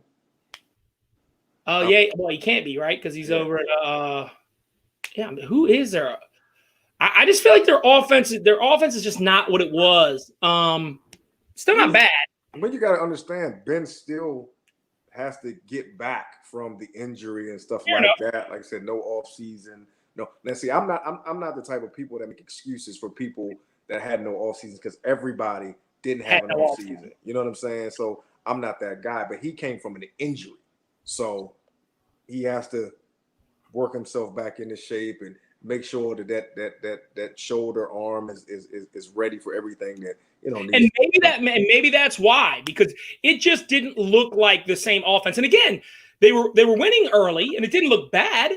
It looked like they were creating ways, as opposed to just playing offense. But that's right? Good coaching. That's good coaching, though. Yeah, and it is. But then when you throw a lot of short passes, something that ended up hurting them last week, and I know I don't want to play revisionist God, right? But when you throw short passes, tip balls happen. Right. In this game, one of the things I was actually going to bring up that T.J. Watt does well for the flip side is he deflects balls. When he can't get there, he's good at timing that. And there's certain guys that are just good at that. Right. And so to me, the Ravens got to get their hands up because Pittsburgh likes to take those short passes that way and likes to tip balls in the air. So, that's what Baltimore's got to do against them because they're going to have to get a turnover here. I think I'm going to go ahead and take Pittsburgh as well. They're getting 3.5. I think they win it outright. Yeah. I think they win it outright. I think they do their defensive, obviously their defensive runs through their coach. I think that they're going to really heavily load up on the outside, take away the deep ball because he actually does throw that well. Take away the deep ball, make him beat you intermittently, run an umbrella defense, and then make sure that your corners are giving end help on containment in the run game. Right. So you can bring those corners up because you're taking your outside linebackers, moving them back a little bit upon the snap. He zone reads, umbrella it for the pass, and I think he's going to have a big again, I don't expect, and I hate this because I actually have Lamar Jackson as my quarterback on my fantasy team. And I messed up. I went against my own better judgment. I should have taken Mahomes. I knew better. That's where I should have gone, in my opinion. Now, I should have trusted the idea that I did say that Rodgers was going to have a great season this year because the minute that you draft somebody, Rodgers is a very emotional guy. And so I knew when they drafted another quarterback that he was going to ball this year, which I actually have Rodgers on my team as well. I have Rodgers and Jackson. Those are my two. It's in a 2-quarterback league. But I did take Jackson, and Jackson's took a step back, which I thought the defenses would catch up to him, and they have. But let's see. He had a good week last week. Let's see how he does against a real team. And again, I'm going to take Steelers with the points over under 46.5. I'm going to go over. Yeah. I like Pittsburgh 24-17. Okay. And to me, I think the Ravens score a late touchdown to cover. I think they're down 14 or down 12. They end up losing by 4, which doesn't matter because the spread's got the Ravens anyways. But that's how I think it. I think there's going to be a point where the Steelers are actually up 10 in the 4th. So we'll see. Maybe I'm dead wrong, but that's what I see. I think the Ravens are going to have a problem against defenses like the Steelers. Now, not every team, lucky for them, not a lot of teams have defenses like the Steelers. But I think they're going to struggle. And I think, again, if Bush is in there, man, that team is so fast on defense. They're built to beat the Ravens, which is an interesting thing because, that's why I think Tennessee can give Baltimore problems that I don't think that that give Steelers problems that I don't think the Baltimore will give them. Right. So we'll see. Chargers Broncos in a nothing burger game. I'm going to take the Chargers, but it is young quarterback versus young quarterback. In one of the young quarterbacks has a lot of offensive talent around him. One has a very limping Noah Fant. Noah Fant's going to be a great player, by the way. Mm-hmm. He just can't stay healthy right now. And I almost wish he would have taken 6 games off and got healthy because I think he's fantastic. But their outside receiver got injured. Their young rookie got injured. He's out for the season. They've got Judy, but he's out there running by himself. And I still think he's getting adjusted to basically running a bunch of slant passes into double coverage. What you think? I actually like Denver in this game. I like Denver's defense. I love Denver's defense and going against, even though Herbert's been playing well, I like them against the rookie quarterback. So what's the over-under in this one? Over-under is 44.5. I like the under. I like the under too. I was just going to say I'm taking the under. Chargers are favored by 3. I'm going to actually take the Broncos, but because the Chargers find a way to lose. But I think the Broncos will score late and win that game. Okay. Saints Bears. Interesting game for both of them. Saints looked crappy early. They've started to look much better. Bears started looking good, have looked crappier later. New Orleans by 4. What you got? I want to know what's going on with Michael Thomas. I want to know the real thing that's going on with him as far as him not playing last week because of, fighting. And I want to know what – then I'm hearing he's on the trade block. Like, I want to know what's going on with Michael Thomas, man, because they haven't been able to move the ball that well without him. So, he only runs 7-8 yard, and may get you an extra 10 yards. But I think Chicago has a bounce back game. Okay. I really do. I think they have a bounce back game. I like the Bears. I mean, I didn't, and I understand they lost last week, and they didn't look real good. I think they were down 24-3 at one point, something like that. But I like. I mean, I like the Bears. I mean, the Bears had a pick 6 last week. That defense is for real. I don't think Foles is as bad as everybody else thinks he is. I don't think he's as great as people that have followed him from Eagles and love him. I don't think you put back in your UNC quarterback Mitch. I think you stick with Foles. I think Foles bounce back this week, and I actually think the Bears will cover, and I think they might win outright. Yeah, like I said, I like him this week. I don't think that Breeze can do it anymore. And I mean, the receivers he's playing with, Traquan Smith and these other guys, and dumpster. They're just guys, man. So yep. I like Chicago to bounce back. Yeah, I actually, it's 43. I'm going to take the over here. And the only reason I'm taking the over is because I think the Bears defense is going to put them in position to score more points this week. And again, I think the Bears offense will bounce back. The Saints don't have anybody like Aaron Donald to push that swing. You know what I mean? Yeah. They don't have the players in the trenches that are going to cause the Bears as much problems. They'll be able to throw the ball a little bit better. I do think the Saints will score it time to time because they do. Drew Brees is not trash. He will find a way to score somehow. Peyton's a great coach. He's going to find a way to get them in the end zone. So I'm going to take the over and the Bears. What you got? Yeah, I mean, I don't like the over. I like the under. I think you should watch out for Jimmy Graham going against his old team. So yeah, I think Jimmy Graham's gonna have a big game. Now I don't know if you've noticed his touches or his targets. His targets are, I think, over the last 5 weeks, like 10-7, 8-8, 7-7. So they're trying to get him the ball. And again, last week, I think he had 7 targets. I think he only had maybe 2 catches or something. Yeah, and that's the thing. Yeah, he's not. But that's because the offense didn't play very well last week. I think this week the targets show that they're still going to target him, and the Saints defense is bleh. So I think, and you know how it is. It's an emotional game. Jimmy Graham is going to want to show up that game, and I think they're going to give him a chance.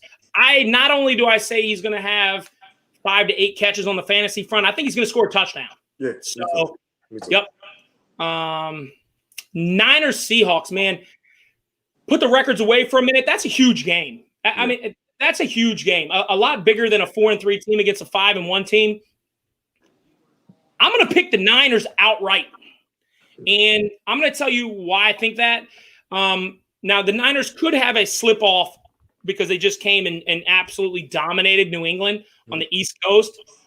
But here, they need it more than Seattle needs it. Seattle has no defense.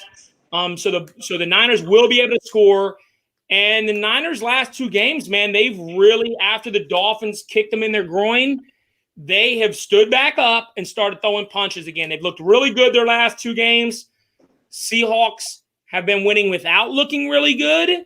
So again, this definitely could go either way. I think it's gonna be a super close game. I think the Niners need it more than Seattle. So I'm gonna say the Niners kick a field goal to win at the end. Seattle's favored by 3, so clearly I'm taking the Niners. Over-under's 53. I'm gonna take the under. 53 is a huge number. I'd rather be winning the whole game and lose at the end than vice versa. Go ahead.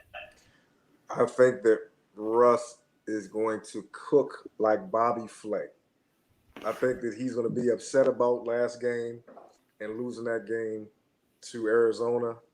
I think I'm taking them outright, and I think I'm going to take the under too, though. I don't think it's going to be like a 30-something. I think the game's only going to be like 27-20. It's 50-something, right? Yes, 53.5. Yeah, I think it's going to be like 27-23 or something like that. I don't think that it's going to be that. And you're saying, and I think I agree with you. Fantasy-wise, Wilson's going to have at least 3 touchdowns. Right. And I think, because San Francisco runs the ball a lot, so that's going to take more time off the clock. I don't think I'm not going to change my game. I'm not going to be throwing. I'm not going to ask Jimmy G to throw it 50 times in that game unless we're down. Well, the last 2 games, they really went back to that West Coast. Ball out of his hands real quick. Yeah. Deebo Samuels, if you have him in your fantasy, I'd play him. He's going to get some targets in the short game. They did lose their running back. They're on like their 9th string running back. They're bringing Kenny Beath off the bench. I don't know where they're, I don't know what's going on there, but they're definitely going to have some. But their offensive line is phenomenal. So anyone that gets in there is going to get Trent 5-6 yards a carry. Now they can't pass his block as well, which is why they only, they need to go West Coast on it. But when they run the ball, Trent can run block still, and so can everybody else on that offensive line. Yeah. I mean, been good. All right.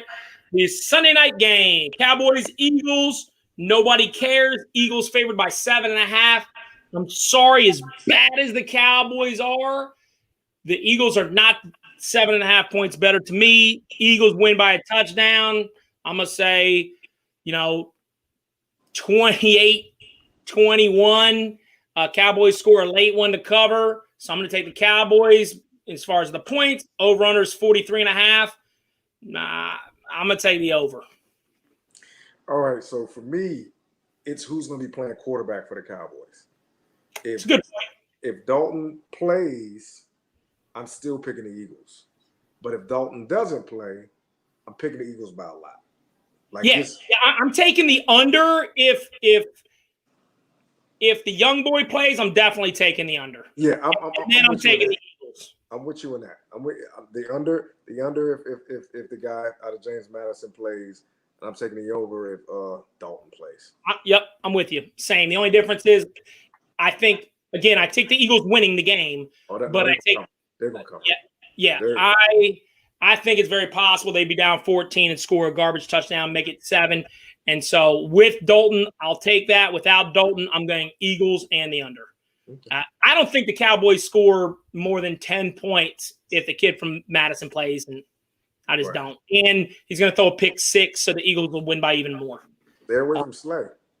What? They're away from Darius Slay. Yeah, that's just not going to be good. Buccaneers, Giants. Buccaneers in a rout. Bucks are favored by 10.5. They win by 20. They cover, yeah. They're going to cover. Over-unders 46. How early do the Buccaneers take the foot off the gas is the only question. I mean, I think it's over. They just got they just got rid of their best pass rusher, which ain't saying much. They shipped Marcus Golden back to the Cardinals. So, Right. Yeah. Buccaneers win 38-10 and just barely get the over. I just don't want to see Tom Brady throw like 4 or 5 touchdowns and have to hear this crap. But it is. You realize more. He's definitely throwing 3 this week, probably 4. Yeah, but their pass defense isn't that bad. That's the thing. Their pass. They're going to be on the field the whole game. Yeah, Their offense produces nothing. The Giants will score 17 points and it'll still cover the 46. I mean, Goodwin's gonna be out. Goodwin's out, but does Scotty Miller? He seems to get past the defense. I don't understand. Scotty Miller is the white hope that has always ruled New England's teams. He is Wes Welker. He is Edelman. He is what's the other guy's name? Not Edelman, but the other one, the one that's in Detroit right now. Wes Welker? No, Wes Welker was the one that Amendola. was Amendola. He's Amendola, Edelman, Welker. That's Scotty Miller. So, yeah. And Evans didn't have any kind of game last week. He's still hurt. He's still limping around and stuff like that. I think that's why they've ingratiated Gronk more into the offense now. Well, Gronk also, just like you said before, and again, not talking, everybody had to get into rhythm, but this dude was out for a year, right? So out for a year, he gets to a team, no preseason, no getting back into game shape, and it does not surprise me that all of a sudden he's starting to look Gronkowski-ish now. I mean, I kind of expect him to score a touchdown in this game for his 3rd touchdown game in a row. I expect Evans to get a touchdown. I expect Miller to get 7 to 10 catches, at least, maybe even 10 catches. I mean, Miller's going to be all over the field, in the middle of the field, because I expect a big game out of the running backs in this game. For Tampa, Jones and Fournette, fantasy-wise, I don't like either of them because you never know how they're going to balance that. But they're going to run the ball a lot. And Darius Slayton will have some catches because he's targeted out the wazoo. And that's our NFL scores and predictions. Any final comments?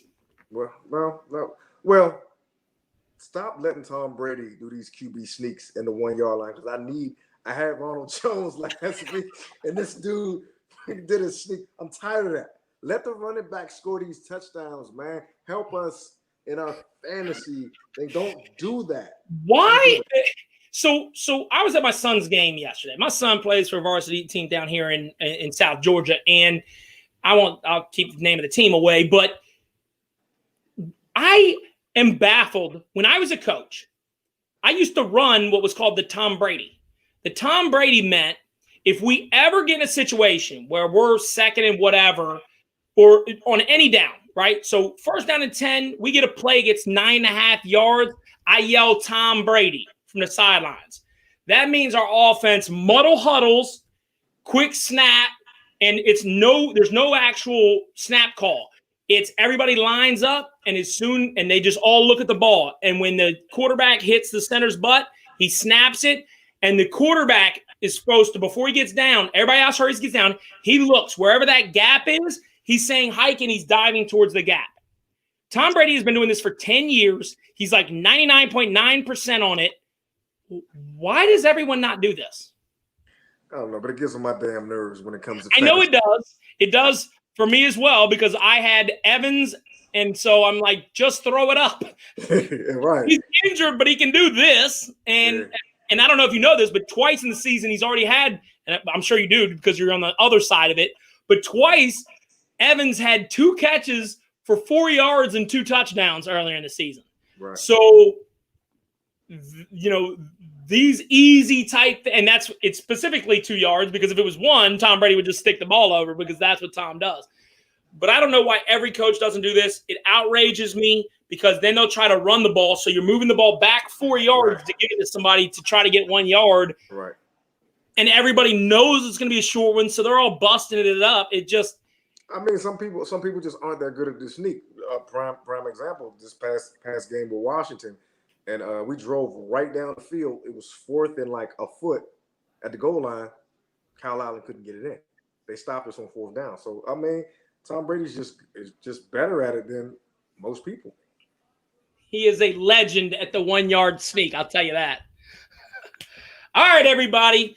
Go ahead. I need to find, if you ever find somebody, actually, we'll talk about this offline, but appreciate it, everybody. I'm going to go ahead and I'm going to try to get this out to more people so that we continually have this. And I've got to do a better job moving forward of tracking the predictions.